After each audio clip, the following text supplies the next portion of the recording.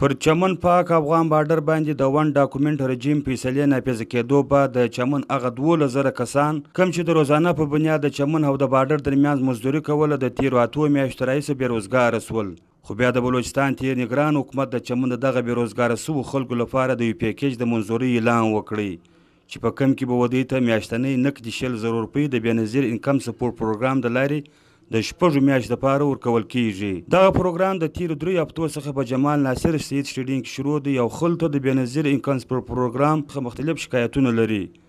د دوو پښو معذوره الانور وسونو پښتونخوا اف ام راډیو ته وویل زه په خپل دواړې پښې مې پرېږدي ورته ولاړ یم نن نمه ورځ ده زه ورته ولاړ یم یارول په بل ځای کار چالو ووستل هغه پیسې دی نه دي چې نه دي راغلي پیسې وسلیږي نه بس کله وی کار بند دی کله وی شتم خراب دی کله وی څنګه دی. یو بل کس شمس الله وسونو پښتونخوا اف ام راډیو ته وویل چې کله مو د بازار څخه پر 3 کیلومتره فاصله پروت دی د تیرو 3 ورځو څخه راځم خو بیرته مایوسه کور ته ولاړ سم. زه ورور سپین ورور یې سړی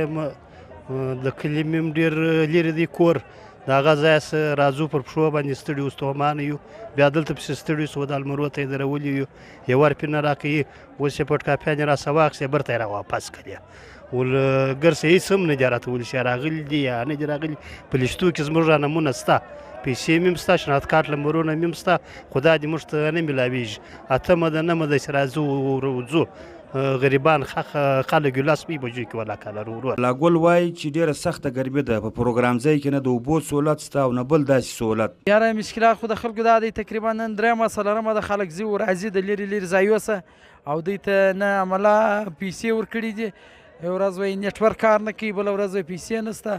او دغسې خلک په مشکلات کې سره اخته دي. سخته ګرمي هم ده او نه د اوبو انتظامات شته نه د بل شي انتظامات شته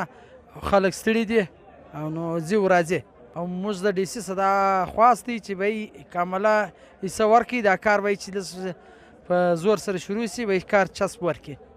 بل خوا د بېنظیر انکم سپورټ پروګرام زونل ډایرکټر ډاکټر عبدالباقي وسونو پښتونخوا اف ام راډیو ته وویل غټه مسله د سکیورټي ده د بد انتظامۍ له وجې د خلکو ګڼه ګوڼه زیاته ده او د دې له وجې څخه د ډېرو خلکو کار پاته سي. دوی زیاته کړل که چیرې موږ ته د ضرورت مطابق سکیورټي راکول شي نو ممکنه ده چې پیش مشکلات به ډېر ژر در ژره کم سي. بل خوا ډیپټي کمشنر چمن ډاکټر راجا تراباس د ټلیفون د رابطې له لارې وویل چې ځلي انتظامیه په پام کې لري چې ډېر ژر به د بېنظیر انکم سپورټ پروګرام د سکیورټي نفري ورزیاته کړي او په ورپېښ مشکلات کې به ډېر ژر کموالی راولي.